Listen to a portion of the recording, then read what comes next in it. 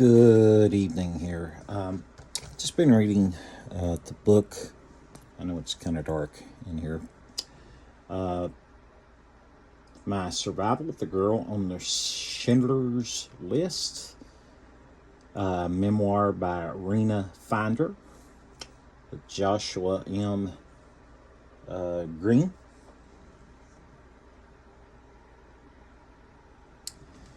And the reason it's dark, I want you to see the screen here.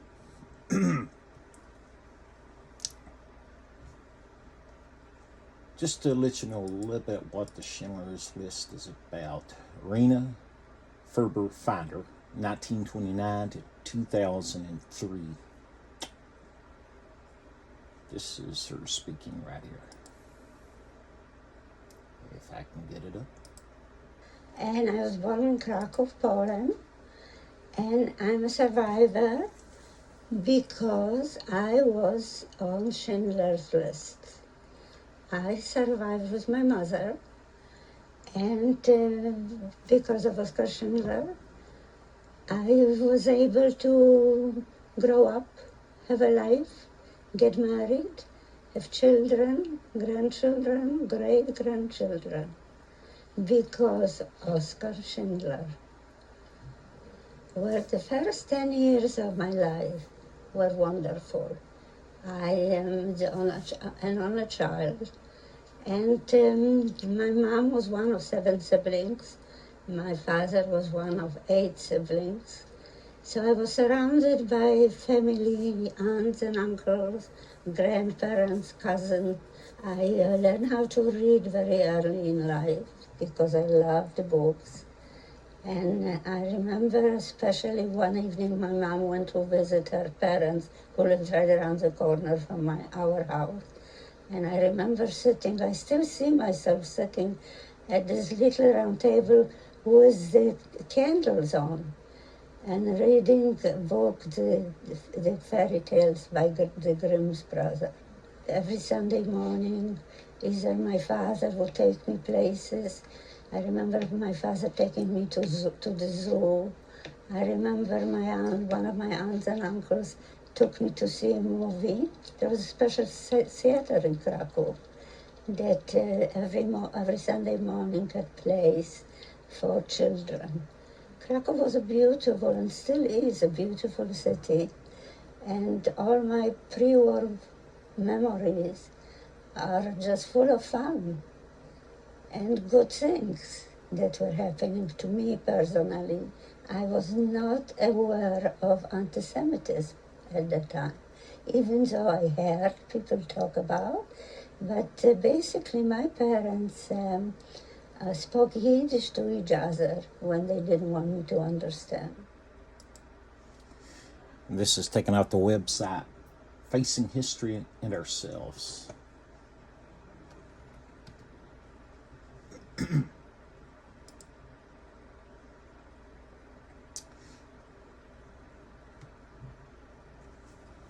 Oscar Schindler had a factory there during the Holocaust, and he rescued I think it was around 1,200 I think Jewish people he rescued. He took care of them, fed them, made sure that they were being seen by doctors. And it was because of him that they survived. And reading this book, I've heard the name Schindler's List quite often, but I didn't know exactly. I didn't know exactly what it even meant. But anyway, and just to hear her tell of her love for reading books, she loved to read. I was speaking, I think, maybe the last video, the freedom that we have to read books and to learn. You know, we learn every day. Every day we learn. Anyway, let's go into the second video, if I can.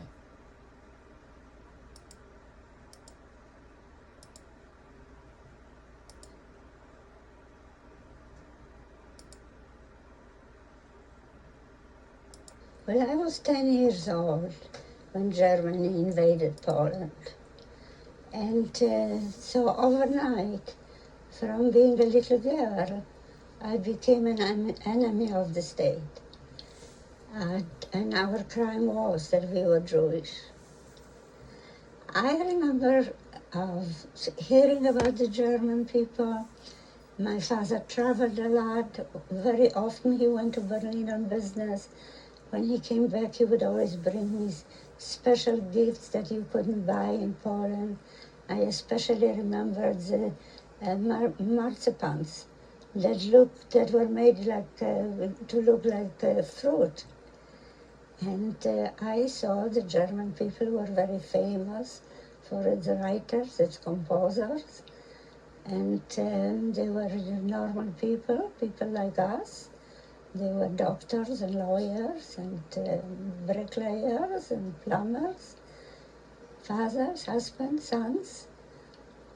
I just couldn't imagine. My idea of the war was about the two armies fighting against each other, probably on a big football field that I could even watch, because my grandparents lived right across the street from one of those big football fields. And when there were games, families would gather in their apartment to watch from the window. They wouldn't have to pay for the ticket to go in. I could not imagine war any other way. My father and his brothers and my mother's brother, they all fought for the independence of Poland. And because Poland was never independent, it was always divided. And in 1918, after the First War, Poland became independent, and my mother's older brother, who was a surgeon on the battlefield, and he was killed. My grandparents received a special medal, and they were sure that the Germans will respect that. We were very naive because we couldn't imagine. It was, just 20 years after the war. And it was impossible to imagine another war that would be any different, that people would be that cruel. And of course, we were very much mistaken. I remember watching these Germans when they marched into Krakow with the tanks and with the cars they had, and with the uniforms, with their rifles, and they were very scary looking. And overnight, they started to issue orders to take away freedom from the Jewish people. So that, for example, the first thing was the Jews were not allowed to own any businesses. We were not allowed to go to school anymore, any of the Jewish children. All the professors, anybody that taught in school was actually arrested and sent away, and we had no idea. We were actually told that everybody under 10, under 12, and anybody over 55 would not remain in Krakow, would not get a permit, and that those people would be sent to the farms to help the farmer grow food for the German soldiers. And naturally we believed it, because how could you imagine not to believe something that was unthinkable? I remembered also that, for example, we were told that we had to turn in, and if we had any radios, anything that was gold, silver, crystal, fairs, we were not allowed to own pets. We were just not allowed to walk on the sidewalk. We in Krakow, we had to wear white armband with the blue Star of David. Think about that for just a minute. They weren't even allowed to own pets. How many of us has cats and dogs, in our house? Wasn't allowed to go to school. Not own no businesses. Very sad. Just happened overnight, kind of. And my parents were able to falsify my birth certificate, so to make me 2 years older. I was lucky, I was tall for my age, and I was able to pass as a 12-year-old. And the time came that the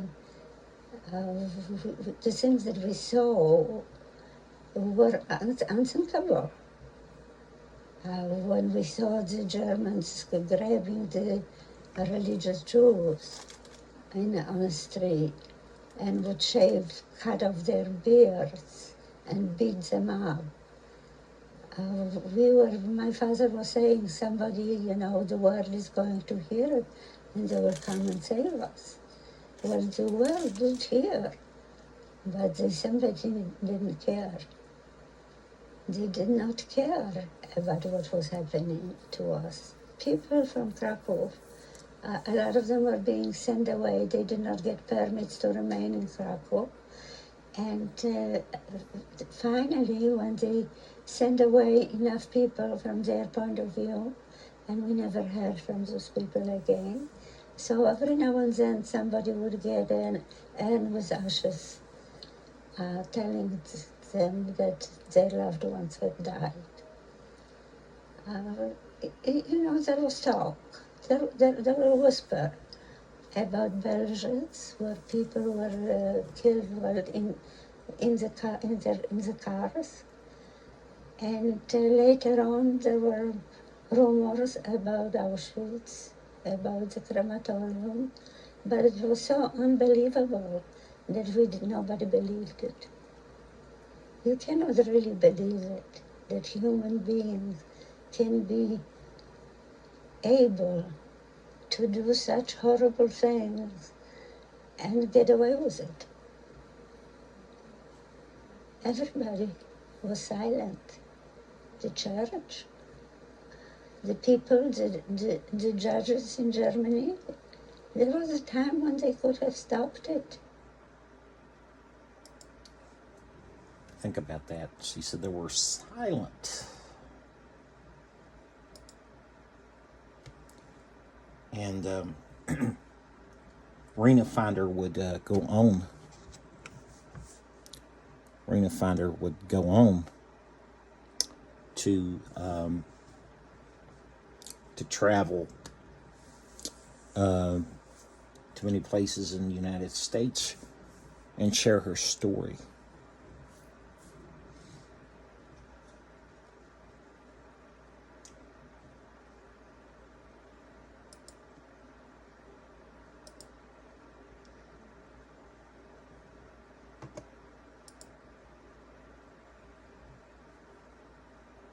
Oskar Schindler was an upstander.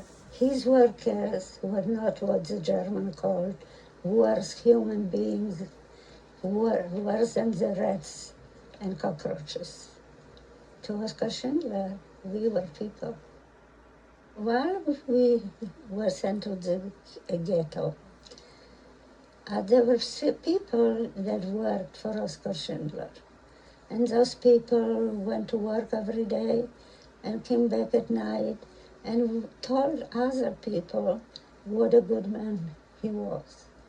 Because in the beginning it was very hard to accept the fact that there was this tall, handsome Nazi with a gold diamond swastika on his lapels, that this was somebody that was going to be good, especially somebody who became very friendly with Amon Gerd, who became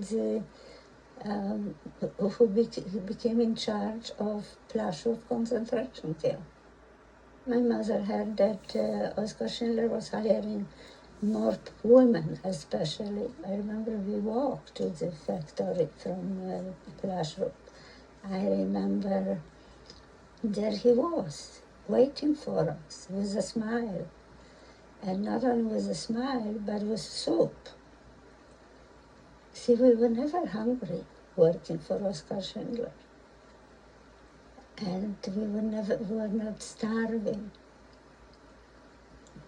He was using his own money to buy food. He talked to people. He made sure that we had small barracks and we actually had bunk beds.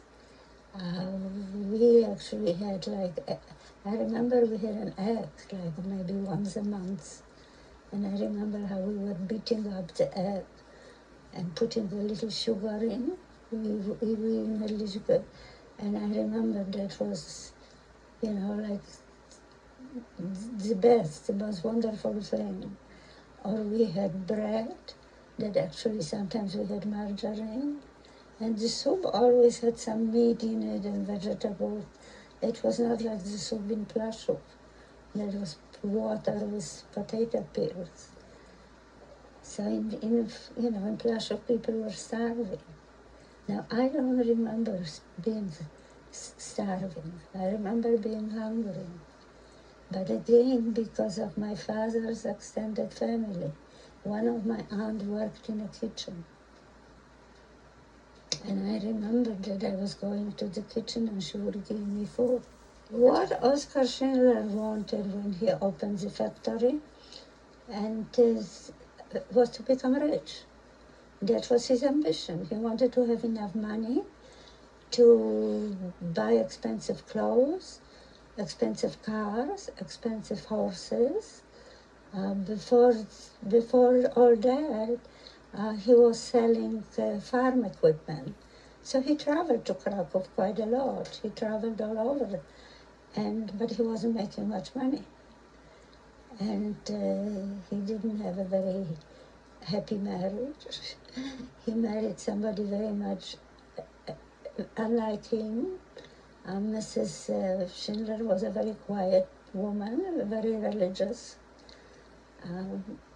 And she certainly didn't appreciate his kind of life.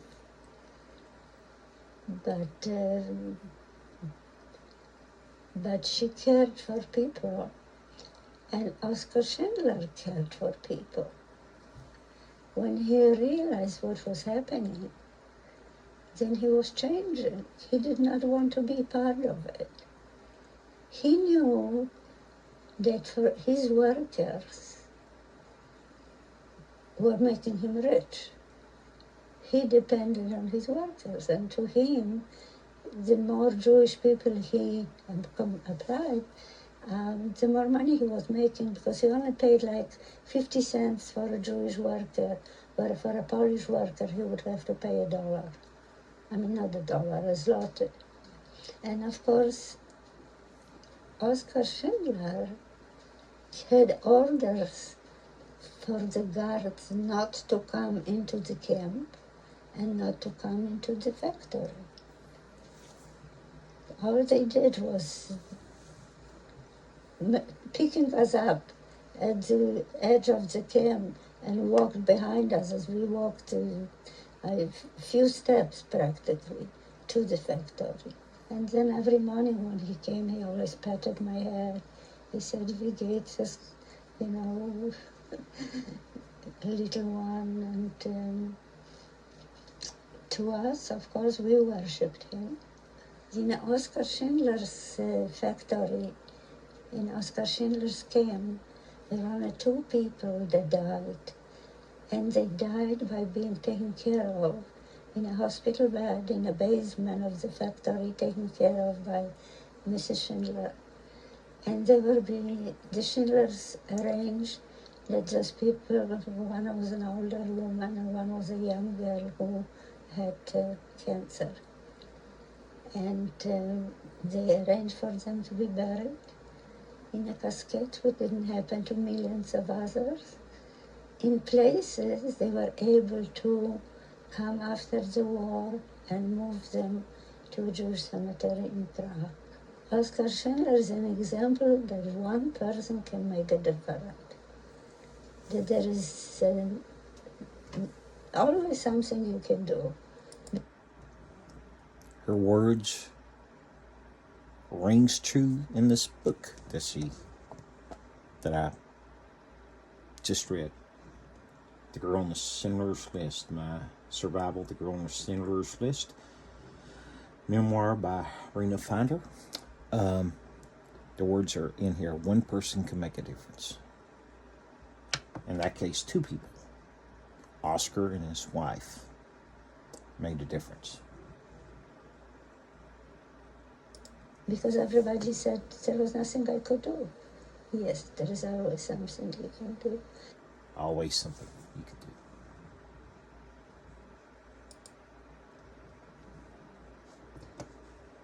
Always something. We have a voice, we can speak up, right? I think we got one more, a little short video.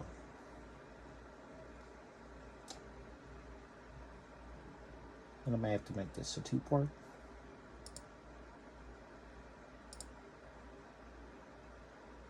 Yeah, this is a short one. But Oscar Schindler, he had him work in his factory. And he took care of them. That was his main goal, to take care of them. To make sure they were healthy, to make sure that they were safe. I mean, think about it. How do you want kids to make a bridge? Well, I try to empower them. I try to tell them that they can change by being kind, that they can make their life easier by themselves. If they get rid of a hate for somebody who is not the same color or doesn't believe in the same God. I say, those are private things. And just because somebody doesn't believe in the same God or somebody is a different color, is still the same human being as you are. Still the same. Think about that. And if you want to have a better world for yourself or for your children, then it's up to you. There is a lot of things people can do to make life better if they only understood that they have the power to make things better. We have the power to make things better.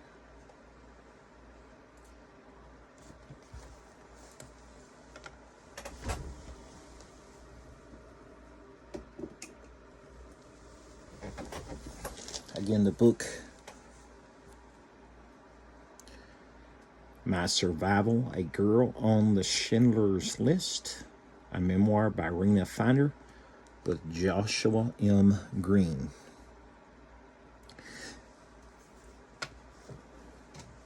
She wanted her story to be shared. She wanted to get the message that one voice can make a difference. One voice can make a difference.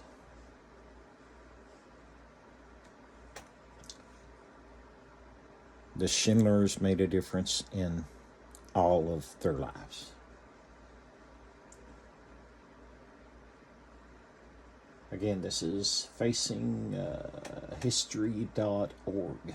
Facinghistory.org. www.facinghistory.org if you want to look at this website.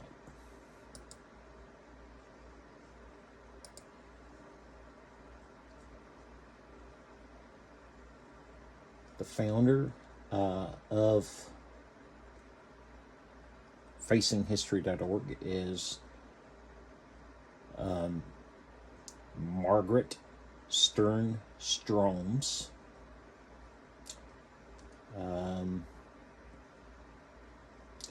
On March 28th, 2023. That was the same year as Rena Finder.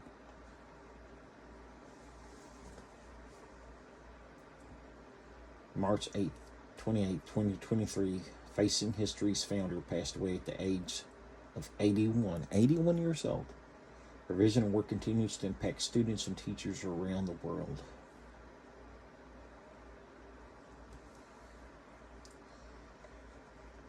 On March 28th, March 28th, 2023, Margaret Stern-Strom, founder of Facing History and ourselves, passed away, leaving a legacy that has transformed millions of teachers, students, and classrooms around the world. A brilliant teacher, groundbreaking, educational, visionary, and pioneering nonprofit leader.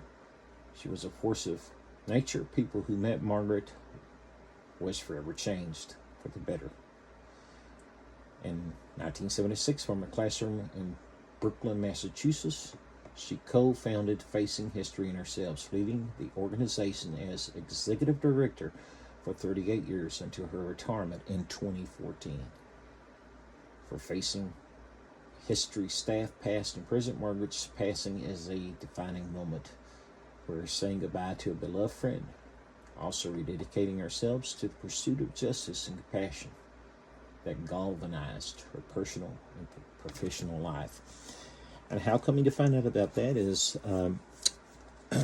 Rena Finder writes about that in her memoir.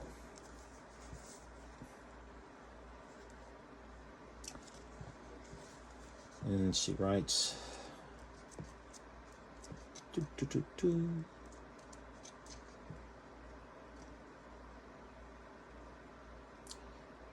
says in 1979, we met a remarkable woman named Margaret. Margaret Strom grew up in Memphis, Tennessee in the 1940s and 1950s. Back then, Memphis was segregated. From the window of her high school, Margaret could see a sign in the zoo across the street that said Thursdays were colored day only. The only day of the week that African Americans were allowed to visit the zoo. Later in life, Margaret recounted that during her childhood, people didn't talk about racism and anti-Semitism or the Holocaust, discrimination, or bigotry, were just the way things had always been, and nobody seemed to be willing to do anything about it. Margaret became a teacher and devoted her career to educating young people about injustice. In 1976, she co-founded an organization called Facing History in Ourselves, which today has taught millions of students and teachers about the Holocaust and the causes of prejudice. Facing History in Ourselves has grown into the international network of more than 40,000 educators who reach 4 million students in more than 200 countries every year. Think about that. This one teacher, Margaret Stern-Stroms. That one voice, because of that one voice, many students will learn about the Holocaust, they'll learn about slavery, they'll learn about all of that and what they can do to make a difference.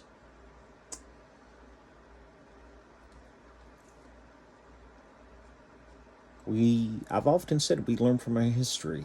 Let's never forget our history, right?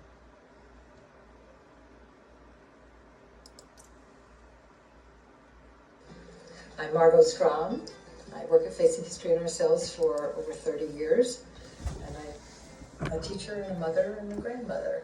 The creator of Facing History in Ourselves is Margot Stern-Strom.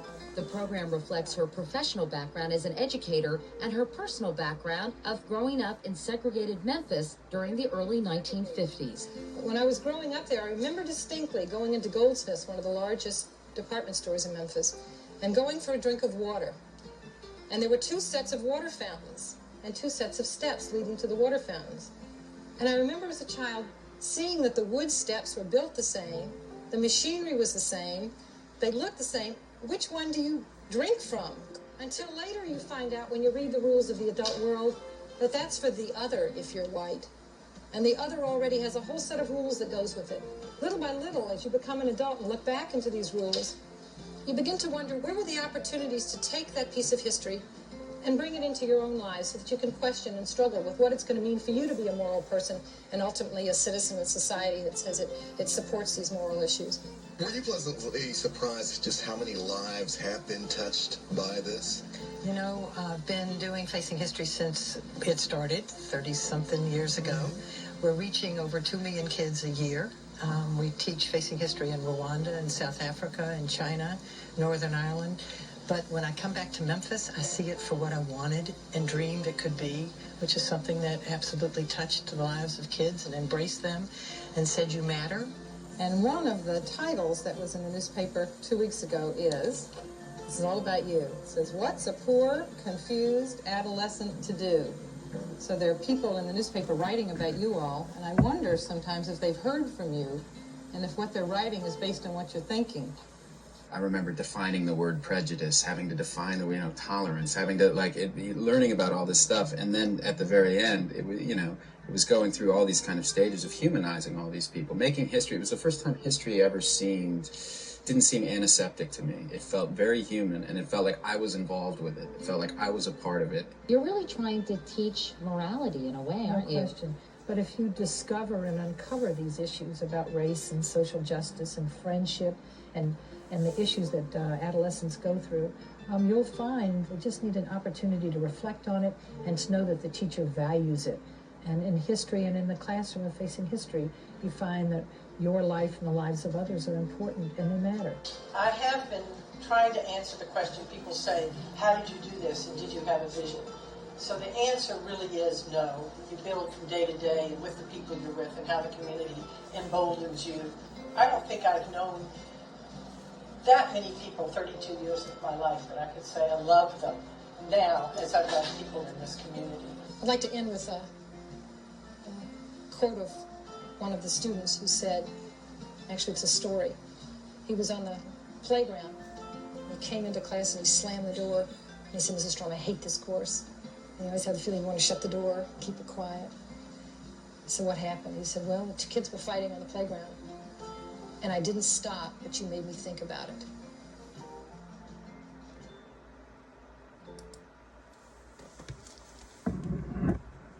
Again, that's Margaret Stern-Strom in loving memory of from 1941 until 2023. So you learn something new every day. Didn't even know this organization existed, but it does. May we always be kind. May we always show love. May we always lend a helping hand to our neighbors, to our family, to our friends, coworkers, students. May we always speak up and be a voice to others. Reading the Schindler's List tonight. And let me start by saying this. If you're a struggling reader, maybe you struggle to read big long books, you can find short books. This one right here I found is a short book. A book for all ages, really. I think it's recommended starting about 5th grade, I think. 5th through 8th, middle school. But it could be for all ages. If you struggle to read, try starting out with smaller books. But anyway, she'd written in her memoir that she had to leave her books behind. That was one thing that Rena Finder, one of the memories that she had to leave her books behind when they came to take them to the camps. Anyway, we will see you next time.